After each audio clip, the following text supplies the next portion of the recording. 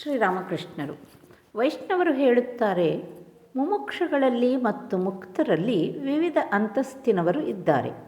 ಅವರೇ ಪ್ರವರ್ತಕರು, ಸಾಧಕರು, ಸಿದ್ಧರು, ಸಿದ್ಧರ ಸಿದ್ಧರು. ಯಾರು ಈಗ ತಾನೇ ಮಾರ್ಗಕ್ಕೆ ಇಳಿದಿದ್ದಾನೋ ಆತನೇ ಪ್ರವರ್ತಕ.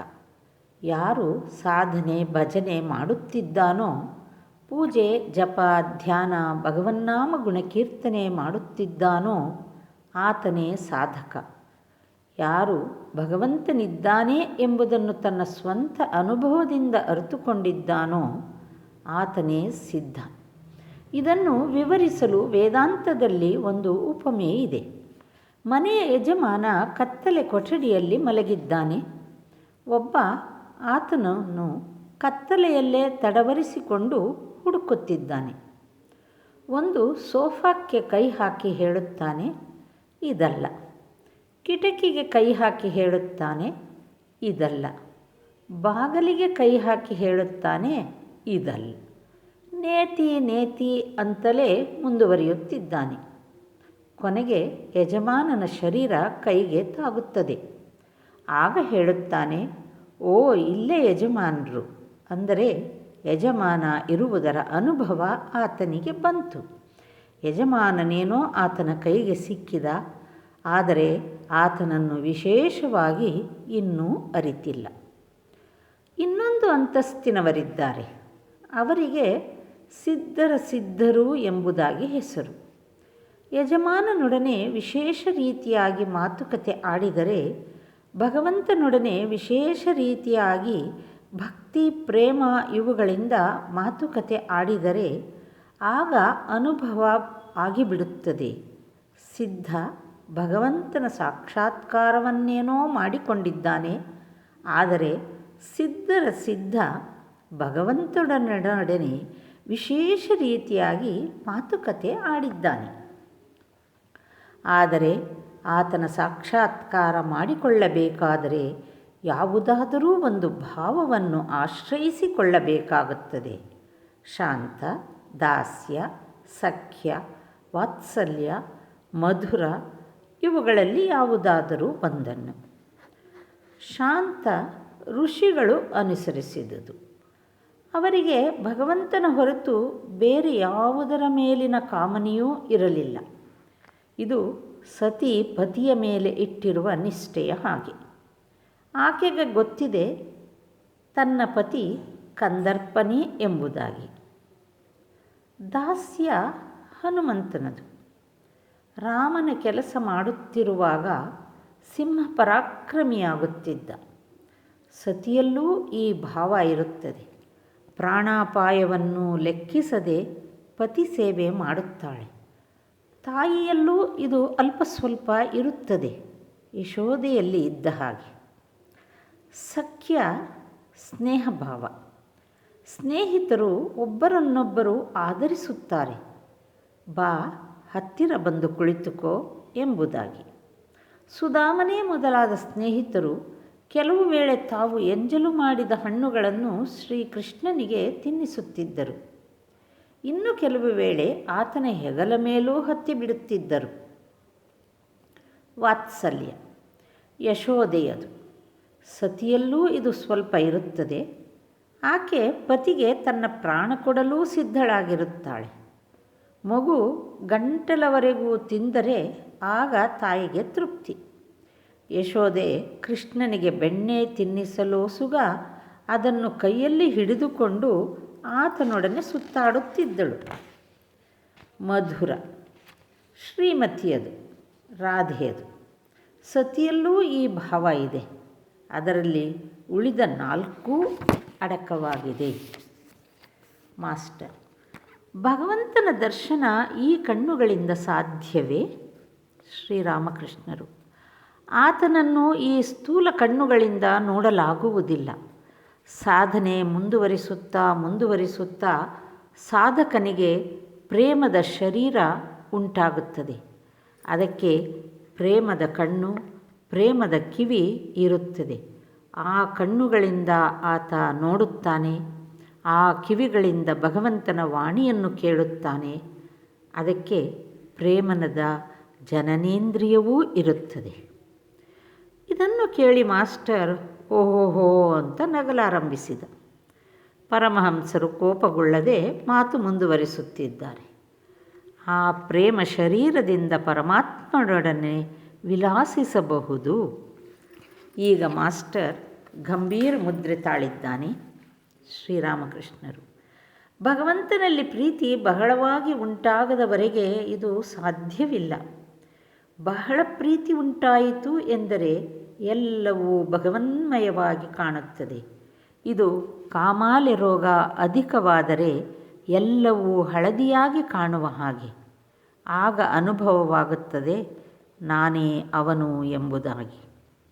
ಕುಡುಕನಿಗೆ ಅಧಿಕವಾಗಿ ನಿಶ ಹತ್ತಿಬಿಟ್ಟಿತು ಎಂದರೆ ಆತ ಹೇಳುತ್ತಾನೆ ನಾನೇ ಕಾಳಿ. ಗೋಪಿಯರು ಪ್ರೇಮೋನ್ಮತ್ತರಾಗಿ ಹೇಳಲಾರಂಭಿಸಿದರು ನಾನೇ ಕೃಷ್ಣ, ನಾನೇ ಕೃಷ್ಣ. ಹಗಲು ಇರುಳು ಯಾರು ಭಗವಂತನ ಧ್ಯಾನದಲ್ಲೇ ಇರುತ್ತಾನೋ ಆತ ಭಗವಂತನನ್ನು ಎಲ್ಲೆಲ್ಲೂ ನೋಡುತ್ತಾನೆ. ಇದು ಸ್ವಲ್ಪ ಹೊತ್ತಿನವರೆಗೆ ದೀಪದ ಕುಡಿಯ ಕಡೆ ದಿಟ್ಟಿಸಿ ನೋಡುತ್ತಿದ್ದು ಬಳಿಕ ಯಾವ ಕಡೆ ತಿರುಗಿ ನೋಡಿದರೂ ಎಲ್ಲೆಲ್ಲೂ ದೀಪದ ಕುಡಿಯೇ ಕಾಣುವ ಹಾಗೆ. ಮಾಸ್ಟರಿಗೆ ಅನಿಸಿತು, ಅದು ನಿಜವಾದ ದೀಪದ ಕುಡಿ ಅಲ್ಲವಲ್ಲ. ಪರಮಹಂಸರು ಅಂತರ್ಯಾಮಿ ಹೇಳುತ್ತಿದ್ದಾರೆ, ಚೈತನ್ಯನ ಧ್ಯಾನ ಮಾಡಿ ಮನುಷ್ಯ ಅಚೈತನ್ಯವಾಗುವುದಿಲ್ಲ. ಶಿವನಾಥ ಒಮ್ಮೆ ಹೇಳಿದ, ಬಹುವಾಗಿ ಭಗವಂತನ ಧ್ಯಾನ ಮಾಡಿದರೆ ತಲೆ ಕೆಟ್ಟು ಹೋಗಿಬಿಡುತ್ತದೆ ಎಂಬುದಾಗಿ. ಅದಕ್ಕೆ ನಾನು ಹೇಳಿದೆ, ಚೈತನ್ಯನ ಧ್ಯಾನ ಮಾಡಿದರೆ ಮನುಷ್ಯ ಅಚೈತನ್ಯನಾಗಲು ಸಾಧ್ಯವೇ? ಮಾಸ್ಟರ್, ಹೌದು, ಈಗ ಅರ್ಥವಾಯಿತು. ಇದು ಅನಿತ್ಯ ವಸ್ತುವಿನ ಮೇಲೆ ಧ್ಯಾನ ಮಾಡಿದಂತೇನಾಗುವುದಿಲ್ಲವಲ್ಲ. ನಿತ್ಯ ಚೈತನ್ಯ ಸ್ವರೂಪದ ಮೇಲೆ ಮನಸ್ಸಿಟ್ಟರೆ ಮನುಷ್ಯ ಅಚೈತನ್ಯ ಏಕಾಗಬೇಕು. ಶ್ರೀರಾಮಕೃಷ್ಣರು ಸಂತೋಷದಿಂದ, ಈ ನಿನ್ನ ಭಾವನೆ ಭಗವಂತನ ಕೃಪೆಯಿಂದ. ಆತನ ಕೃಪೆ ಇಲ್ಲದೇ ಇದ್ದರೆ ಸಂದೇಹ ನಿವೃತ್ತಿಯಾಗುವುದಿಲ್ಲ. ಆತ್ಮ ಸಾಕ್ಷಾತ್ಕಾರವಾಗದೆ ಸಂದೇಹ ನಿವೃತ್ತಿಯಾಗುವುದಿಲ್ಲ. ಆತನ ಕೃಪೆ ದೊರಕಿತು ಎಂದರೆ ಇನ್ನು ಭಯಪಡಬೇಕಾಗಿಲ್ಲ. ಮಗು ತಂದೆಯ ಕೈಯನ್ನು ಹಿಡಿದುಕೊಂಡಿದ್ದರೆ ಅದು ಬೀಳಬಹುದಾದ ಸಂಭವ. ಆದರೆ ತಂದೆಯೇ ಅದರ ಕೈಯನ್ನು ಹಿಡಿದುಕೊಂಡರೆ ಇನ್ನು ಅದು ಹೆದರಬೇಕಾಗಿಲ್ಲ. ಭಗವಂತನೇ ಕೃಪೆ ಮಾಡಿ ಸಂದೇಹ ನಿವೃತ್ತಿ ಮಾಡಿಕೊಟ್ಟರೆ, ತಾನೇ ತೋರಿಸಿಕೊಂಡರೆ ಇನ್ನು ಕಷ್ಟಪಡಬೇಕಾಗಿರುವುದಿಲ್ಲ. ಆದರೆ ಆತನ ಸಾಕ್ಷಾತ್ಕಾರಕ್ಕಾಗಿ ವ್ಯಾಕುಲರಾಗಿ ಆತನನ್ನು ಕರೆಯುತ್ತಾ ಸಾಧನೆ ಮಾಡುತ್ತಾ ಇದ್ದರೆ ಆತನ ಕೃಪೆ ಒದಗುತ್ತದೆ. ಮಗು ತನಗಾಗಿ ಬಹಳ ಸುತ್ತಿ ಬಳಸಾಡುತ್ತಿರುವುದನ್ನು ನೋಡಿದರೆ ತಾಯಿಗೆ ಮರುಕ ಹುಟ್ಟಿಬಿಡುತ್ತದೆ. ಅವಿತುಕೊಂಡಿದ್ದ ತಾಯಿ ಹೊರಕ್ಕೆ ಬಂದು ತೋರಿಸಿಕೊಂಡು ಬಿಡುತ್ತಾಳೆ. ಮಾಸ್ಟರಿಗೆ ಯೋಚನೆ ಬಂತು, ಭಗವಂತ ನಮ್ಮ ಕೈಯಲ್ಲಿ ಸುತ್ತಿ ಬಳಸಾಡುವ ಹಾಗೆ ಏಕೆ ಮಾಡಿಸಬೇಕು? ಪರಮಹಂಸರು ಒಡನೆಯೇ ಹೇಳಿದರು, ನಾವು ಒಂದು ಸ್ವಲ್ಪ ಸುತ್ತಿ ಬಳಸಾಡಬೇಕು ಎಂಬುದು ಆತನ ಇಚ್ಛೆ. ಆಗ ಒಂದು ತಮಾಷೆ ನಡೆದ ಹಾಗೆ ಆಗುತ್ತದೆ. ಆತ ತನ್ನ ಲೀಲೆಯಿಂದ ಈ ಸಂಸಾರ ಸೃಷ್ಟಿಸಿದ್ದಾನೆ. ಆತನ ಈ ಲೀಲಾಶಕ್ತಿಗೆ ಮಹಾಮಾಯೆ ಅಂತ ಹೆಸರು. ಅದಕ್ಕಾಗಿ ಆ ಶಕ್ತಿ ರೂಪಿಣಿ ತಾಯಿಯಲ್ಲಿ ಶರಣಾಗತಿ ಪಡೆಯಬೇಕು. ಆಕೆ ಮಾಯಾಪಾಶದಿಂದ ನಮ್ಮನ್ನು ಬಂಧಿಸಿ ಇಟ್ಟು ಬಿಟ್ಟಿದ್ದಾಳೆ.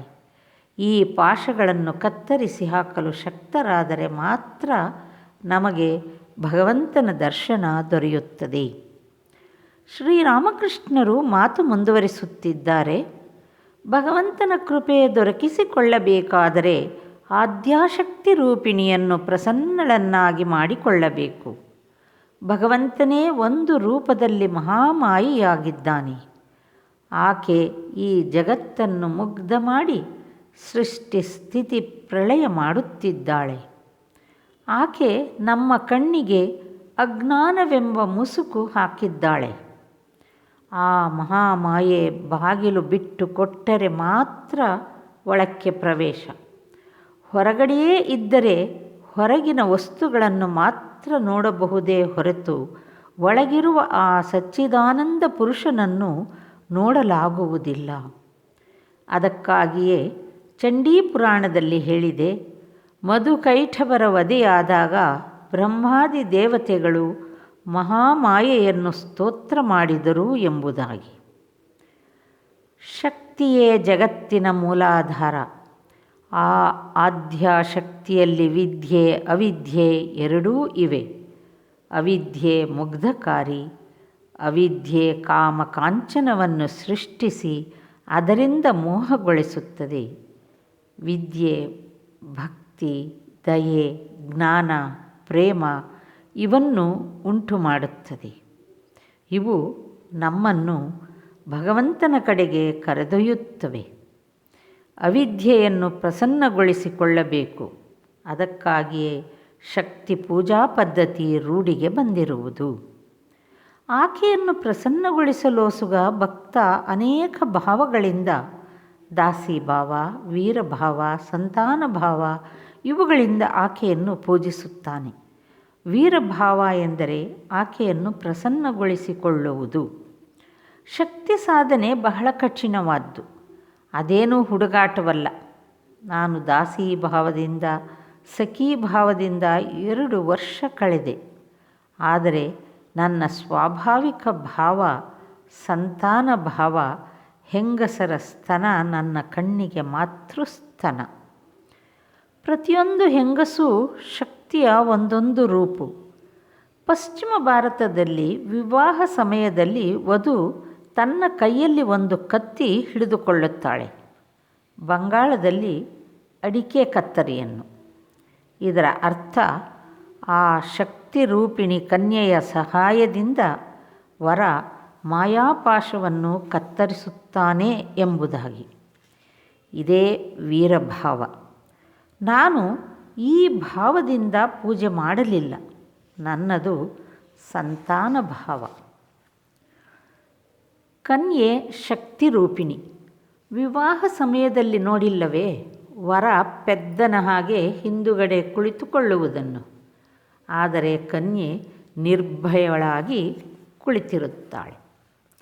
ಭಗವಂತನ ಸಾಕ್ಷಾತ್ಕಾರ ಪಡೆದುಕೊಂಡಿದ್ದೇ ಆದರೆ ಆತನ ಹೊರಗಿನ ಐಶ್ವರ್ಯ, ಆತನ ಜಗತ್ತಿನ ಐಶ್ವರ್ಯ ಮರೆತು ಹೋಗಿಬಿಡುತ್ತದೆ. ಆತನ ದರ್ಶನ ಪಡೆದ ನಂತರ ಆತನ ಐಶ್ವರ್ಯದ ಭಾವನೆ ಮನಸ್ಸಿನಲ್ಲಿ ನಿಲ್ಲದು. ಭಕ್ತ ಭಗವದಾನಂದದಲ್ಲಿ ಒಮ್ಮೆ ಮುಗ್ಧನಾಗಿ ಬಿಟ್ಟ ಎಂದರೆ ಆತನಿಗೆ ಇನ್ನು ಬೇರೆ ಯಾವುದರ ಭಾವನೆಯೂ ಇರದು. ನರೇಂದ್ರನನ್ನು ನೋಡಿದರೆ ನಾನು ಕೇಳಬೇಕಾಗಿರುವುದಿಲ್ಲ ನಿನ್ನ ಹೆಸರೇನು, ನಿನ್ನ ಮನೆ ಎಲ್ಲಿದೆ ಎಂಬುದಾಗಿ.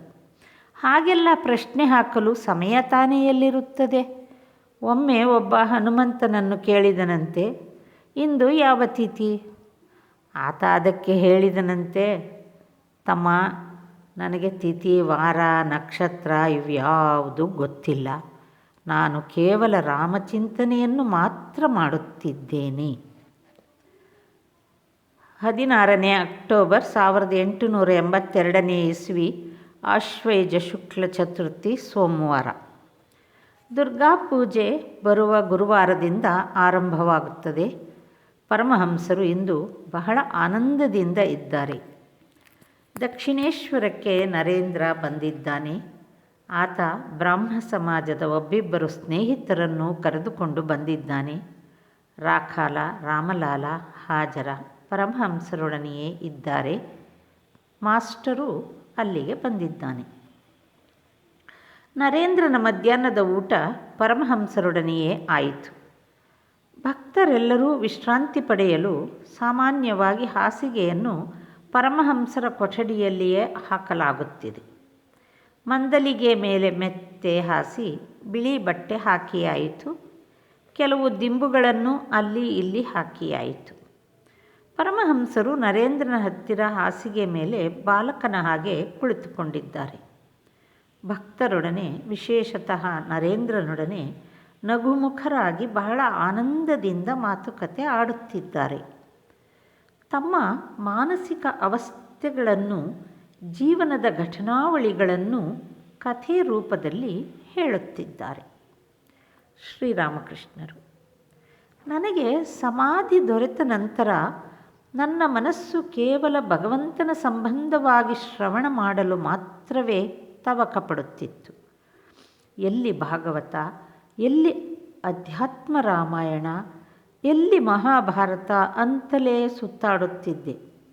ಏಡೇದಾರ್ ಕೃಷ್ಣ ಕಿಶೋರನ ಮನೆಗೆ ಅಧ್ಯಾತ್ಮ ರಾಮಾಯಣ ಕೇಳಲು ಹೋಗುತ್ತಿದ್ದೆ. ಕೃಷ್ಣ ಕಿಶೋರನದು ಎಂಥ ಅದ್ಭುತ ಶ್ರದ್ಧೆ! ಆತ ಬೃಂದಾವನಕ್ಕೆ ಹೋಗಿದ್ದ. ಒಂದು ದಿನ ನೀರಡಿಕೆಯಾಯಿತು. ಬಾವಿಯ ಹತ್ತಿರಕ್ಕೆ ಹೋದಾಗ ಅಲ್ಲಿ ಯಾರೋ ಒಬ್ಬ ನಿಂತುಕೊಂಡಿದ್ದ. ಆತನನ್ನು ಸ್ವಲ್ಪ ನೀರು ಸೇದಿ ಕೊಡು ಎಂದು ಕೇಳಲಾಗಿ ಆತ ಹೇಳಿದ, ನಾನು ನೀಚ ಕುಲಕ್ಕೆ ಸೇರಿದವ, ನೀವು ಬ್ರಾಹ್ಮಣರು, ನಿಮಗೆ ಹೇಗೆ ನಾನು ನೀರು ಸೇದಿ ಕೊಡಲಿ? ಕೃಷ್ಣ ಕಿಶೋರ ಹೇಳಿದ, ನೀನು ಶಿವ ಶಿವ ಅಂತ ಹೇಳು. ಶಿವ ಶಿವ ಅಂತ ಹೇಳಿದೊಡನೆಯೇ ನೀನು ಶುದ್ಧನಾಗಿ ಬಿಡುತ್ತೀಯ. ಆತ ಹಾಗೇ ಮಾಡಿ ನೀರು ಸೇದಿಕೊಟ್ಟ.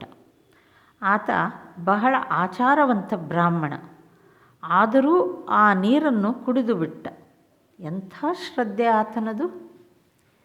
ಏಡೇದಾರ್ ಸ್ನಾನಘಟ್ಟದಲ್ಲಿ ಒಬ್ಬ ಸಾಧು ಬಂದು ಇಳಿದುಕೊಂಡಿದ್ದ.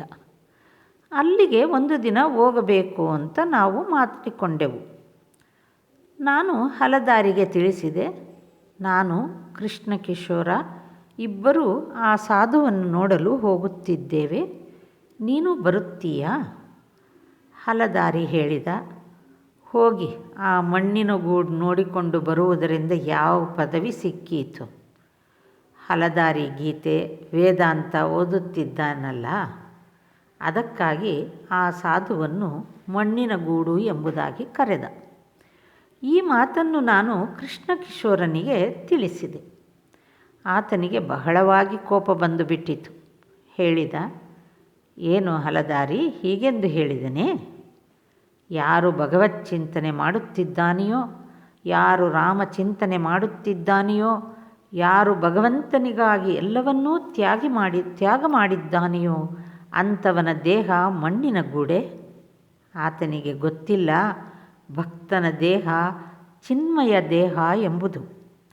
ಆತ ಆಗಾಗ ಕಾಳಿ ದೇವಾಲಯಕ್ಕೆ ಹೂವು ಕೊಯ್ಯಲು ಬರುತ್ತಿದ್ದ. ಆತನಿಗೆ ಅಷ್ಟೊಂದು ಕೋಪ ಹಲದಾರಿಯನ್ನು ಕಂಡರೆ. ಆತನೇನಾದರೂ ಕಣ್ಣಿಗೆ ಬಿದ್ದ ಅಂದರೆ ಮುಖ ತಿರುಗಿಸಿಕೊಂಡು ಬಿಡುತ್ತಿದ್ದ. ಕೊನೆಗೆ ಆತನೊಡನೆ ಮಾತುಕತೆ ಆಡುವುದನ್ನೇ ನಿಲ್ಲಿಸಿಬಿಟ್ಟ. ಒಮ್ಮೆ ಕೃಷ್ಣ ಕಿಶೋರ ನನ್ನನ್ನು ಕೇಳಿದ, ಯಜ್ಞೋಪವೀತವನ್ನು ಏಕೆ ಬಿಸಾಡಿಬಿಟ್ಟಿದ್ದೀರಿ? ನನಗೆ ಹಿಂದೆ ಭಗವದವಸ್ಥೆ ಉಂಟಾದಾಗ ಆಶ್ವಯುಜದ ಬಿರುಗಾಳಿ ಮಳೆ ಹಾಗೆ ಏನೋ ಒಂದು ಬಂದು ನನ್ನ ಹತ್ತಿರ ಏನೇನು ಇತ್ತೋ ಎಲ್ಲವನ್ನೂ ಹೊಡೆದುಕೊಂಡು ಹೋಗಿಬಿಟ್ಟಿತು. ನನ್ನ ಹಿಂದಿನ ಸ್ವರೂಪವೇ ಬದಲಾವಣೆ ಹೊಂದಿಬಿಟ್ಟಿತು. ಬಾಹ್ಯ ಪ್ರಜ್ಞೆ ಇರುತ್ತಿರಲಿಲ್ಲ. ಹುಟ್ಟಿದ್ದ ಬಟ್ಟೆಯೇ ಮೈಮೇಲೆ ನಿಲ್ಲದೆ ಹೋಗುವಾಗ ಇನ್ನು ಯಜ್ಞೋಪವೀತದ ಪಾಡು ಕೇಳಬೇಕೇ? ನಾನು ಕೃಷ್ಣ ಕಿಶೋರನಿಗೆ ಹೇಳಿದೆ, ನಿನಗೂ ಒಮ್ಮೆ ಭಗವದುನ್ಮಾದ ಉಂಟಾಗಲಿ, ಆಗ ನಿನಗೇ ಅದು ಅರ್ಥವಾಗುತ್ತದೆ. ಹಾಗೇ ಆಯಿತು. ಆತನಿಗೂ ಭಗವದುನ್ಮಾದ ಒಮ್ಮೆ ಬಂತು. ಆಗ ಓಂ ಓಂ ಎಂಬುದಾಗಿ ಹೇಳುತ್ತಾ ತನ್ನ ಕೊಠಡಿಯೊಳಗೆ ಸುಮ್ಮನೆ ಸೇರಿಕೊಂಡು ಬಿಡುತ್ತಿದ್ದ. ಆತನ ಸಂಬಂಧಿಗಳು ಬುದ್ಧಿ ಕೆಟ್ಟು ಹೋಗಿದೆ ಎಂಬುದಾಗಿ ಕವಿರಾಜನನ್ನು ಕರೆಸಿದರು. ನಾಟಗೋರಿನ ರಾಮ ಕವಿರಾಜ ಆತನನ್ನು ನೋಡಲು ಬಂದ. ಕೃಷ್ಣ ಕಿಶೋರ ಆತನಿಗೆ ಹೇಳಿದ, ನನ್ನ ರೋಗ ಏನಿದ್ದರೂ ಗುಣಪಡಿಸಿಬಿಡಿ, ಆದರೆ ನನ್ನ ಓಂಕಾರದ ತಂಟೆಗೆ ಮಾತ್ರ ಬರಬೇಡಿ. ಎಲ್ಲರೂ ನಗುತ್ತಿದ್ದಾರೆ. ಒಂದು ದಿನ ಹೋಗಿ ನೋಡುತ್ತೇನೆ, ಕುಳಿತುಕೊಂಡು ಏನೋ ಯೋಚಿಸುತ್ತಾ ಇದ್ದಾನೆ. ಕೇಳಿದೆ, ಏನು ನಡೆಯುತ್ತಾ ಇದೆ ಮನಸ್ಸಿನಲ್ಲಿ? ಹೇಳಿದ, ಕಂದಾಯದವರು ಬಂದಿದ್ದರು, ಹೆದರಿಸಿದರು. ಕಂದಾಯ ಕೊಡದಿದ್ದರೆ ಮನೆಯ ಪಾತ್ರೆ ಪದಾರ್ಥಗಳನ್ನೆಲ್ಲ ಹರಾಜು ಹಾಕಿಸಿ ಬಿಡುತ್ತೇವೆ ಎಂಬುದಾಗಿ. ಅದಕ್ಕಾಗಿ ಯೋಚಿಸುತ್ತಾ ಇದ್ದೇನೆ. ನಾನು ಹೇಳಿದೆ, ಅದಕ್ಕಾಗಿ ಏಕೆ ನೀನು ಇಷ್ಟೊಂದು ಯೋಚಿಸಬೇಕು? ಅವರು ಬೇಕಾದರೆ ನಿನ್ನೆ ಪಾತ್ರೆ ಪದಾರ್ಥಗಳನ್ನು ತೆಗೆದುಕೊಂಡು ಹೋಗಲಿ, ಇನ್ನೂ ಬೇಕಾದರೆ ನಿನ್ನ ಶರೀರವನ್ನು ಕಟ್ಟಿ ಹೊತ್ತುಕೊಂಡು ಹೋಗಲಿ ಬಿಡು. ಆದರೆ ನಿನ್ನನ್ನು ಮಾತ್ರ ಅವರು ಎಂದಿಗೂ ಕಟ್ಟಿ ಹೊತ್ತುಕೊಂಡು ಹೋಗಲಾರರು ತಾನೆ? ನೀನು ಆಕಾಶ ಅಲ್ಲವೇ? ನರೇಂದ್ರ ಮೊದಲಾದವರು ನಗಲಾರಂಭಿಸಿದವರು. ಆತ ತಾನು ಆಕಾಶವತ್ ಎಂಬುದಾಗಿ ಹೇಳಿಕೊಳ್ಳುತ್ತಿದ್ದ. ಅಧ್ಯಾತ್ಮ ರಾಮಾಯಣ ಓದುತ್ತಿದ್ದುದರಿಂದ ಆ ಭಾವನೆ ಆತನಿಗೆ ಬಂದಿತ್ತು. ಆಗಾಗ ಆತನನ್ನು ಖ ಎಂದು ಸಂಬೋಧಿಸಿ ನಾನು ತಮಾಷೆ ಮಾಡುತ್ತಿದ್ದೆ. ಅಂದು ನಾನು ನಗುತ್ತಾ ಅವನಿಗೆ ಹೇಳಿದೆ, ನೀನು ಖ, ಕಂದಾಯದವರು ನಿನ್ನನ್ನು ಎತ್ತಿಕೊಂಡು ಹೋಗಲಾರರು. ಆ ಭಗವದವಸ್ಥೆಯಲ್ಲಿ ನನ್ನ ಆಂತರ್ಯಕ್ಕೆ ಹೊಳೆಯುತ್ತಿದ್ದುದನ್ನೆಲ್ಲ ಹೊರಗೆಡಹಿ ಬಿಡುತ್ತಿದ್ದೆ. ಮುಖ ನೋಡಿ ಮಣೆ ಹಾಕುತ್ತಿರಲಿಲ್ಲ. ದೊಡ್ಡ ಪದವಿಯಲ್ಲಿ ಇರತಕ್ಕವರನ್ನು ಕಂಡರೂ ಯಾವ ಹೆದರಿಕೆಯೂ ಇಲ್ಲದೆ ಯಥಾರ್ಥ ಹೇಳಿಬಿಡುತ್ತಿದ್ದೆ.